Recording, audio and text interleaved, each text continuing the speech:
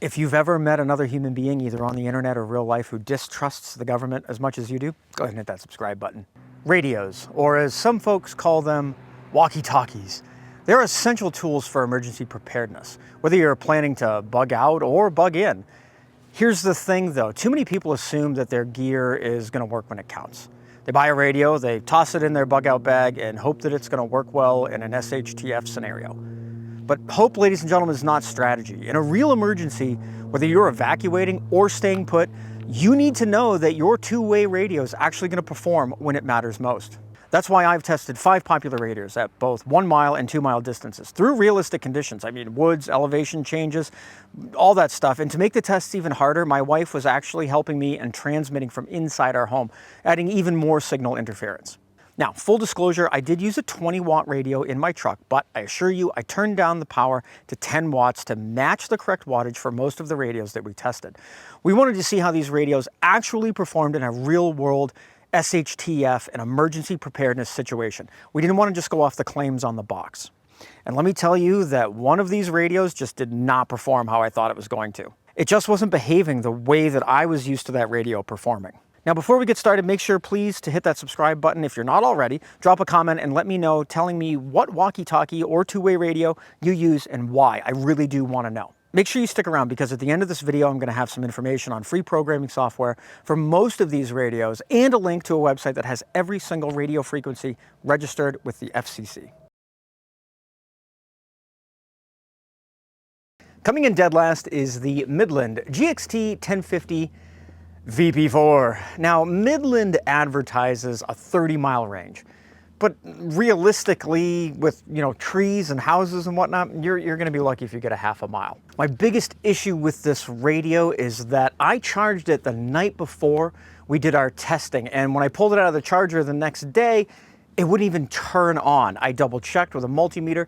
The charger's putting out power. Now, this is a huge complaint that I've seen in almost every single review online for this radio. Now, think about that for a minute, if you will. You buy an emergency radio, you charge it up, and when you need it the most, it doesn't work. And for me, that is a massive deal breaker. Now, this radio is locked into GMRS channels. So with this radio, you can't set emergency frequencies, NOAA weather, or local repeaters. The battery life just drains so fast, especially in the cold weather. Like, we can't even use this while we're hunting. And it just doesn't offer the flexibility that you need for emergency preparedness. Now, honestly, I would not recommend this radio to anyone, let alone in an emergency situation. This radio is a liability when you need it the most. And at the time of filming this video, it was priced at $89.99 on Amazon. And for that price, you can find much better options. So ladies and gentlemen out there, do not waste your money on this radio.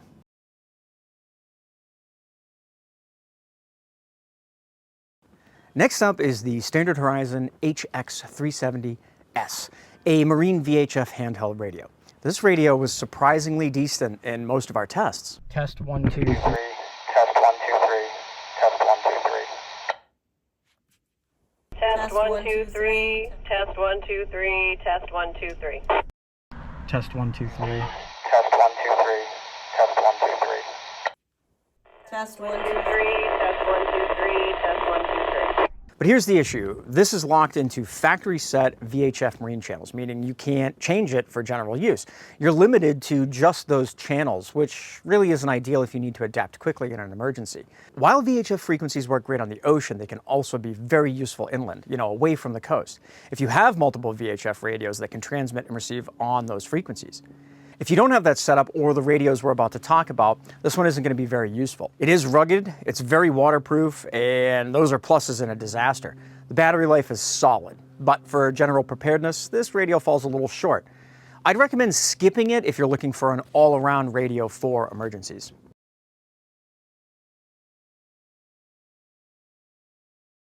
Now let's talk about this Bofang UV5R, one of the most popular radios out there. It's affordable, programmable, and performed well at 1 mile. Test 1, 2, 3. Test 1, 2, 3.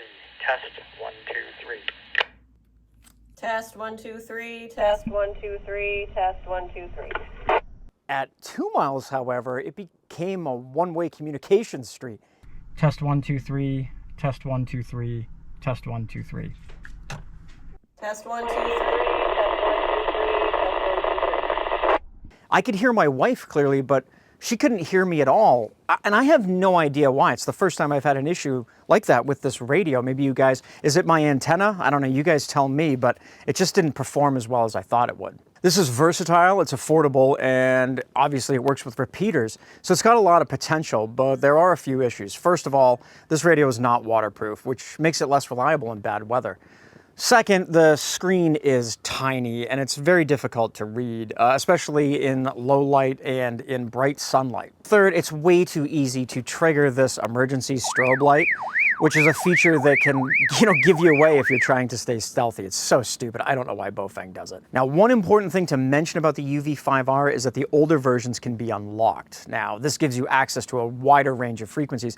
However, the newer models are much, much harder to unlock. It is still possible, and you can find great videos online that show you how to do it. But if you don't unlock it, you're stuck transmitting on just the ham band frequencies or the GMRS. Now you can listen to all frequencies, but you won't be able to transmit freely. That's one reason why this radio comes in at number 3. If you can't unlock it, you're pretty limited in terms of functionality. Overall, if you're looking for an affordable entry-level radio, this one's decent. Just make sure that you go out and test it in your own environment to understand its limitations before you rely on it in a real situation. One more thing to mention about the Bofang UV5R and the other radios that are coming up is that you're supposed to have a license to operate these radios. And honestly, it's the government, the FCC. They don't want you just nilly-willy transmitting on any frequency without a license.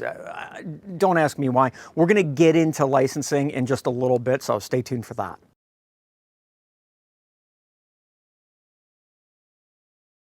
Next up is the Bofang AR152. This radio is designed to look more tactical. It resembles a Harris Falcon 3. It might just appeal to some of my viewers out there who do a lot of LARPing, and you guys know who you are. Now, this thing is incredibly durable. It is water resistant, and it has an amazing battery life. It's powered by a 12,000 milliamp battery. And we've had this radio running for about 24 hours, transmitting and receiving without any issue. The battery life is very impressive. During our tests, it was reliable at both 1 and 2 miles, with only minimal static at the 2-mile range. Test 1, 2, 3, test 1, 2, 3. Test 1, 2, 3. Test 1, 2, 3. Test 1, 2, 3. Test 1, 2, 3. Test 1, 2, 3. Test 1, 2, 3. Test 1, 2, 3. Test 1, 2, 3. Test 1, 2, 3. Test 1, 2, 3. The biggest downside to me is that this radio is a pain in the ass to charge. You cannot charge this in your vehicle or with, a little portable battery bank. There are ways to charge it, but it's just a hassle. You really need I call it a wall wart or a dongle. That you need to plug into a wall outlet, which is fine if you're at home, but it's not ideal if you're trying to charge this radio off grid. So just be aware that if you want to buy this tactical radio, it is a huge pain in the ass to charge. The Bofang AR152 is an unlocked radio, meaning it can be programmed for all frequencies under 500 megahertz. This radio, along with all the other Bofangs, use Kenwood style plugins. So that means that you can use a variety of PTTs or inner ears. They even make Bluetooth adapters for these things. And that makes it a really good choice for anyone who's looking to integrate a radio like this into their comms setup.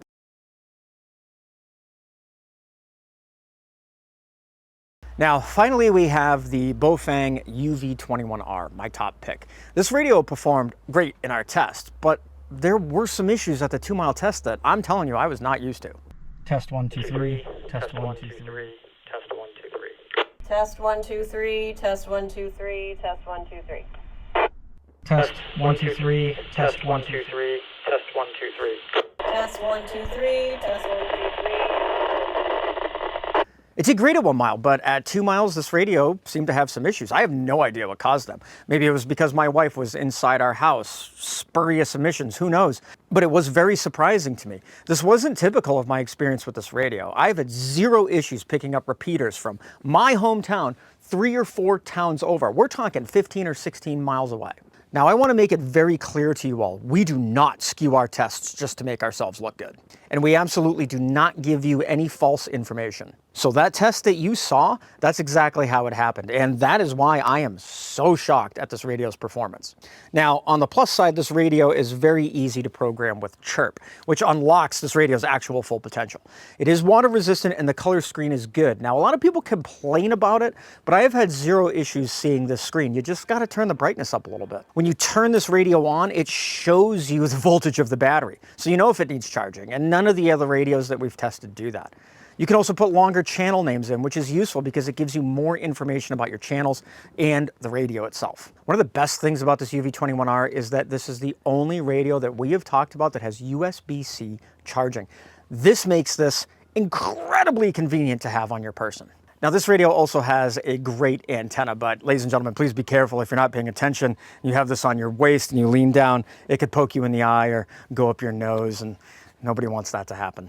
Now, aside from all that, the antenna is solid. The color screen, again, bright and easy to read, and the battery life lasts about 20 hours. This radio is fully programmable, giving you flexibility, to set up your frequencies as needed, and it makes it a very reliable option for a variety of situations. All in all, ladies and gentlemen, for around $30, this radio delivers impressive performance and flexibility, and it is tough to beat at that price point.